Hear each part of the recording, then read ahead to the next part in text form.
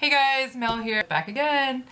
Today, I have another special guest. This is my friend Dory. Hi, I'm Dory from Dory Stories. Hi. Yeah, and I've talked about Dory before. I think on this channel I've talked about her, but oh yeah, I have linked her up because I did a follow-up video. If you haven't watched those, go find them. Today we are going to talk more about pendulums. I just did my video not too long ago about my pendulum, just kind of explaining what they are and sort of introducing. And she has one that's beautiful, and she wanted to get in on the conversations since we're both into paranormal stuff. Okay, so you've seen mine. You've seen my little pendulum. So Dory, you want to show us your pendulum? I don't think you've introduced yours yet. I do. Mine it's a pink rose quartz. It's so pretty. You can see there's a lot of real natural marbling in there with the natural stone. And then in the chain, I have the chakra. So these are all semi-precious stones, natural stones that have been lined up in the colors of the chakra, which I love. I love rainbows. I love bright colors. And then I've got a clear quartz on the very tip. So this is just a really great one. And this is not one that I picked out. It just kind of came into my life and has just been there for me. So I know Mel was talking in her last video about pendulums that you don't pick them, they pick you, and that's absolutely true with this guy. So yeah, absolutely. That's true for pretty much any divination tool or any kind of crystals or anything like that. Usually you'll feel some kind of calling toward an object, or yeah, they find their way into your life somehow, but they're always meant to be there. So we're just going to talk a little more about pendulums and kind of how we use them. Her and I both use ours in different ways, and so we thought it would be fun to kind of discuss the different ways that we use our little buddies. I'll let Dory go first since she's the guest over here. okay, so I use my pendulum as a form of communication when doing paranormal investigations or when I feel a spirit like around. I basically use this because I'm not as in touch with the medium skills as Mel is. So I actually need a lot of tools in order to get answers from spirits. And so this guy is more of a method of communication than anything else. So the way and a lot of the things that I do with this is going to be very, very different than what Mel does. So how do you use your pendulum? Like Dory said, I am a little more tuned into my gifts. I don't need to use the tools to talk to ghosts just because I can just talk to them like I'm talking to you guys right now. What I use mine for is in my healing. As a shaman, we use these tools a lot to help find areas of people's body that need attention, that need clearing. Okay, so I have specific indicators when I'm communicating with the spirit with this, and mostly I just ask yes or no questions, simple enough, and I always give the option for maybe. And because every spirit is different, the indicators are a little bit different, so I always try to kind of wipe it off, and keep the energy clean on it. And then when I'm speaking to a new spirit, I'll ask, what is your yes? And it'll indicate. So usually yes is a spinning, like what it's kind of doing now. It'll go in circles. And then I'll say, what is your no? And it'll start going like it's doing right now. It's just doing a back and forth motion. And then I'll say, what is I don't know or maybe? And now it's doing circles in the opposite direction. Okay, so now you just have to be very mindful of what the answers are for the particular spirit that you're talking to, because it is different with every spirit. Their indications are going to be different. How do you use the indicators with your pendulum? Yeah, so with mine, I tend to just keep it pretty uniform because I'm working with, when I'm doing healings and stuff, I'm working with guides and angels. So I'm working with mostly mine, but then the person that I'm working with also. So most of the time when you're doing shamanic work, the chakras for most people, will spin in a clockwise motion, and that's your open position for your chakra, okay? So mine is counterclockwise for yes, or clockwise for yes, and counterclockwise for, or open or closed is mostly what I use it for. So yeah, clockwise for everything's good to go. Counterclockwise means, oop, you need to pay attention, something here needs your attention. So then we kind of go from there. Oh, that's really cool. I know that a lot of the times that I've been using this tool, and this probably isn't something that you run into, but a lot of the places that I've done investigations with, or that I've been, trying to communicate, like a lot of those places are outside. So this tool is not as effective when you're outdoors, obviously, because the wind and air currents can affect it.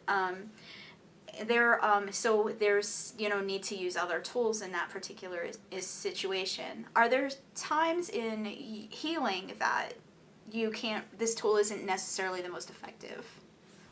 Mm-hmm. Absolutely. Yeah, basically most people that use these, and some people don't use these at all as a shaman.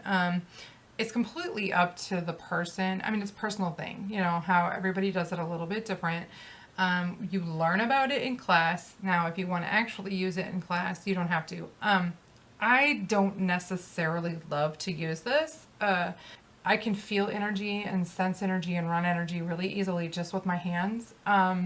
That comes really natural for me. I can use them, and they are helpful, and they are right. I mean, they do tell me the same thing, but I don't necessarily need to use these. But some people do not have much luck with these at all. So another thing that I know people can use that use pendulums in the way that I use them, there's actually something called a pendulum board, which is very, very similar to a Ouija board.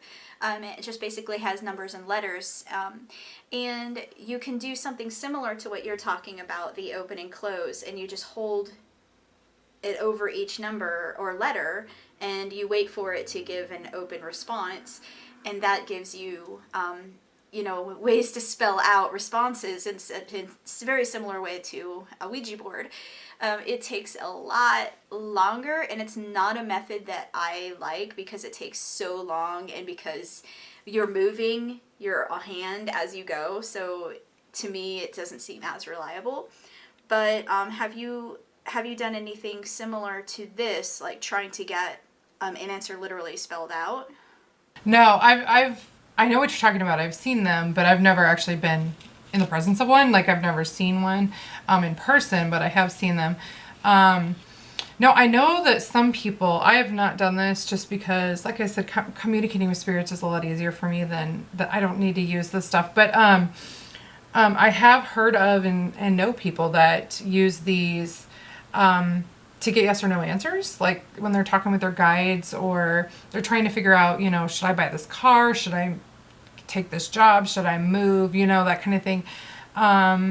If they don't have an open communication with spirit that's easy for them, then they'll use these.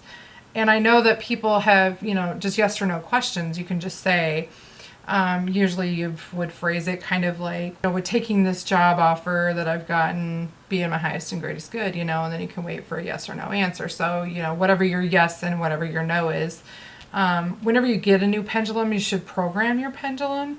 And I've thought about doing a video on that just because it's pretty easy, but if you don't know how to do it, I guess it would be good to know. And when you're, you want to program it so that you know what your yes and what your no is going to be for your pendulum.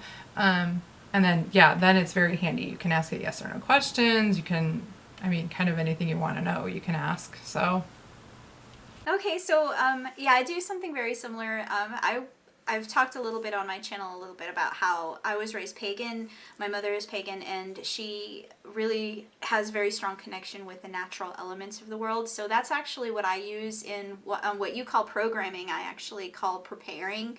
And it's something very similar. So when I get a new device that's for communication, I use different elements to cleanse it. So I use a salt water to represent the ocean or a womb, and just various things. And there's all kinds of research that you can do on how to cleanse it if you're interested in pagan, beliefs and lifestyles. But I use incense to represent air and things like that. So I will prepare it and completely cleanse it. a lot of pendulums are made out of crystal, like natural crystals of some sort. I've seen them where they're just made out of like metals, you know, kind of that way too. But I know that especially nowadays, they are trying to make, I think, most divination objects out of crystal of some sort, just because it holds the energy and it has its own energy. And it just tends to work better. I don't know. I've never worked with one that's not a crystal. I've worked with lots of different pendulums, but they've all had some kind of crystal in it. So I've never worked with one. I mean, it does not have to be a crystal. It does not have to be a semi-precious stone. I prefer it. I think you do, but yeah. Yeah. But I mean, that's like we said at the beginning, you know, it's a personal thing. Your objects will always choose you or call to you and say, hey, choose me, I'm the one that you need. So whether it's crystal or pewter or whatever, metal, I mean, like I said, whatever you're meant to work with will call to you in some way. Like, pink is not a color I gravitate to. It's not my favorite, but my pendulum is pink. So it's odd. It's an odd choice for me, but it works. Like, I have actually 2 other pendulums and they don't work well for me at all. This is the one that I like, so yeah. Yeah, and I thought about getting different, because they're pretty to look at, right? So I thought about getting some other ones, and my pendulum got mad and was like, no, don't you dare. And I was like, okay, they're pretty, but they can stay there, someone else can have them. Well, if you guys have any questions, definitely shoot them down in the comments. And I think if there's something, you know, I'll have Dory keep checking in every once in a while and see if and if there's questions that come in, I'll tell her to go give her opinion on them too, so you can get from both of us. Like I said, we both kind of have the same view on pendulums, I think, but we use them for completely different things. Thank you for being here today, Dory. It has been so much fun. For having me. It's been awesome. And we did do a really fun collab over on Dory's channel, so go check that out. I'll also link that down below. Yeah, we played a really fun game of kind of making fun of ourselves. It's pretty funny. We were, making some faces, and yeah, it's really funny. You just gotta go check. I'm not even gonna tell you what it is. You have to go see, because it's funny. You need to go watch it. Thanks for watching today, you guys. Keep being a spirit friend, and we will see you next time. Bye. Bye.